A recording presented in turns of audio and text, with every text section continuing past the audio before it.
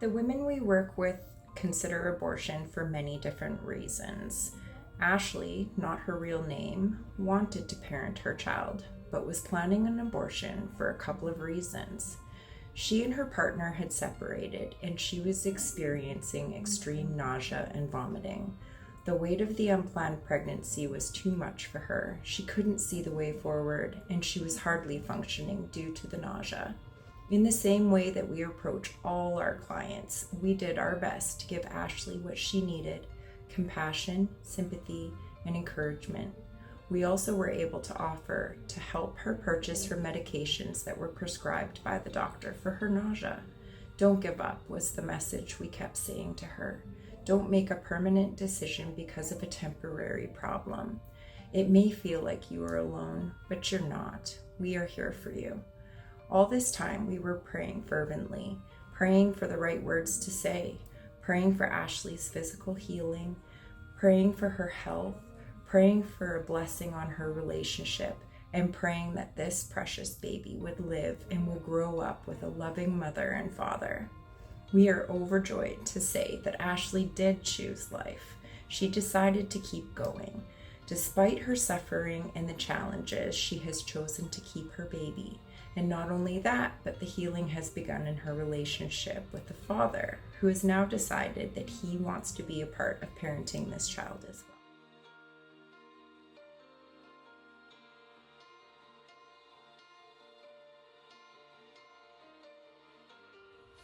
Ellen, not her real name, was a client who I met through the Cherish Seniors program. She was being discharged from hospital, and because her family didn't live in the community, she had no one to help her when she went home.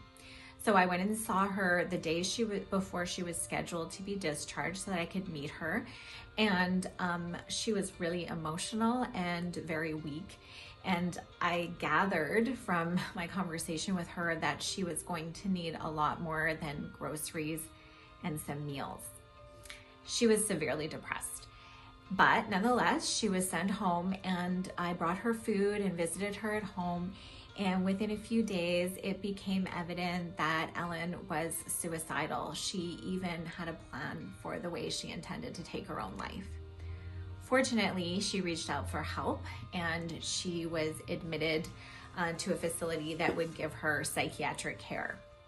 Thankfully, Ellen's story is different than many other seniors. The thing is, she was eligible for MAID because of her underlying chronic health issues. And so she could have been offered MAID while she was receiving psychiatric care. But she wasn't. She wasn't pressured to have MAID, and she did slowly improve, although it was very challenging for her. Knowing that due to her health issues, she was a candidate for MAID, like most seniors, I was very concerned for her. Can you imagine what it would be like to be admitted to hospital because you're suicidal, and instead of getting the care you deserve, the hospital staff offer to kill you? Unfortunately, that is the case for many people. That's why I'm so passionate about what we do here, about creating relationships and serving people like Ellen. Thank you for helping us do what we do.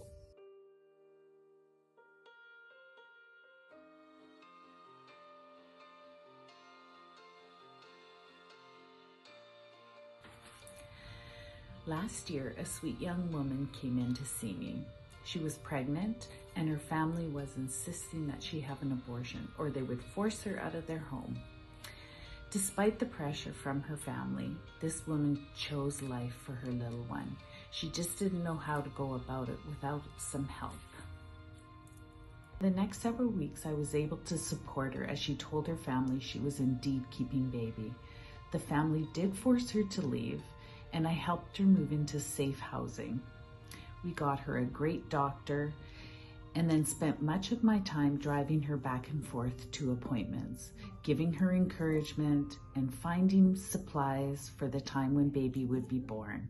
This mom experienced some significant medical complications and needed specific care in Vancouver.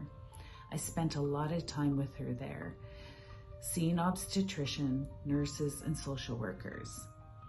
I used this opportunity to talk about the Cherish Women's Resource Center and to educate people about the help we provided to expectant women. Every spare moment I had, I was praying that the right people would come along so I could spread the word about our center. And I was warmly welcomed by many staff. When this client delivered her precious baby, I was there with her. Baby needed some medical attention in the early days, so I continued to help her understand and navigate the medical system.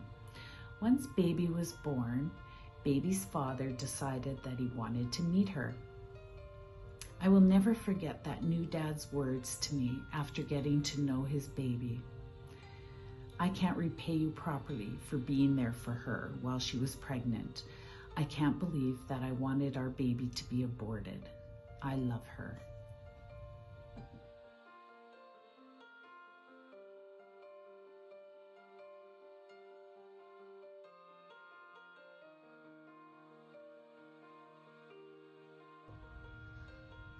Have you ever thought of what it would be like to be a senior with no family or no support? What if you were facing financial difficulties and were unable to pay rent and receive that eviction notice?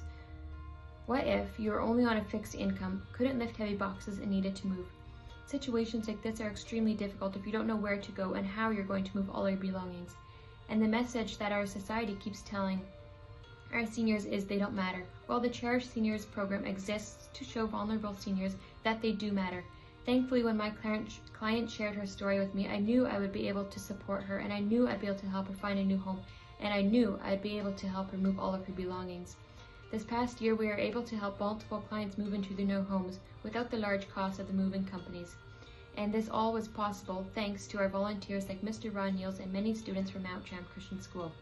The year 2023 was filled with hearing challenging stories, but thanks to our amazing supporters, we also have good stories to share from our elderly clients being shown in tangible ways that they are all cherished.